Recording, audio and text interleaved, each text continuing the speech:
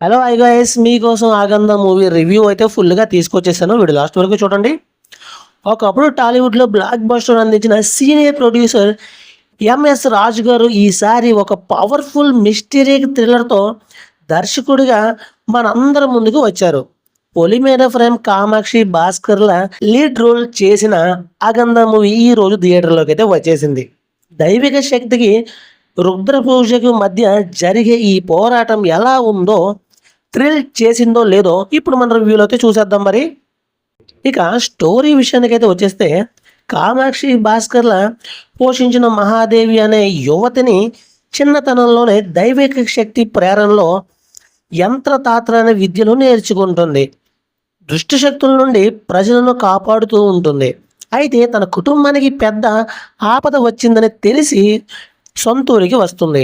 అక్కడ గర్భిణీగా ఉన్న ఆత్మహత్య చేసుకోవడం, ఆ కుటుంబంలో ఒకరి తర్వాత మరొకరు వింతగా చనిపోతూ ఉంటారు. చూసింది అది మహాదేవి షాక్ అవుతుంది. బస్తర్ అడవుల్లో గుహల్లో ఉండే ఆగంద అనే మహాశుద్ర ఈ కుటుంబానికి ఎందుకు వెంటాడుతుంది, దాని మహాదేవి ఎలా అంతమొందిస్తుంది అనేది మూవీ స్టోరీ. ఈ సినిమాలో ప్లస్ పాయింట్ చూస్తే కామాక్షి భాస్కర్ల పెర్ఫార్మెన్స్. మహాదేవి పాత్రలో కామాక్షి ఒదిగిపోయారు.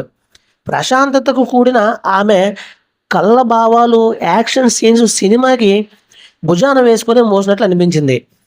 ఇక డివిజన్ కన్వెన్షన్ ట్విస్టులు, రొమాంటిక్ హర్రర్ కామెడీలకు భిన్నంగా పూర్తి స్థాయి దైవిక శక్తి వెస్ రుద్రపూజలు బ్యాక్డ్రాప్లో సీరియస్గా తెరకెక్కించారు. సెకండ్ హాఫ్లో వచ్చే ట్విస్టులు, గుహ ఎపిసోడ్లు ఆకట్టుకుంటాయి. బ్యాక్గ్రౌండ్ మ్యూజిక్ అయితే రాకేష్ వెంకటాపురం ఇచ్చిన బీజిఎం సినిమాకి పెద్ద అసిస్టెంట్ అయ్యి, ముఖ్యంగా అడవి బ్యాక్గ్రౌండ్ మాత్రం మరియు ఆగంద ఆవిర్భవించే సీన్లో మ్యూజిక్ చాలా థ్రిల్లింగ్గా భయపెడుతుంది. అయితే ఈ సినిమాలో కొన్ని లోపాలు కూడా ఉన్నాయి. ఫస్ట్ హాఫ్లో క్యారెక్టర్ ఇంట్రెస్టింగ్ బ్యాక్ స్టోరీకి ఎక్కువ టైం అయితే తీసుకోవడం వల్ల కథ కాస్త నిదానంగా సాగుతుంది. కొన్ని చోట్ల డ్రామా ఎక్కువై హర్రర్ ఎలిమెంట్స్ తగ్గాయి అనే ఫీలింగ్ కూడా కలుగుతుంది.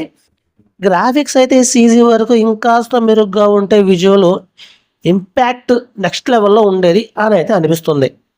మొత్తానికి చెప్పాలంటే ఆగంద అనేది భయం, భక్తి, మిస్టరీ కలిగిన ఒక మంచి మిస్టీరియల్ హారర్ థ్రిల్లర్ రొమాంటిక్ దెయ్యం సినిమాకు భిన్నంగా కొత్త రకం కన్సిస్టెంటీ చూపించాలనుకునే వారికి ఏ గుడ్ ఆపర్చునిటీ.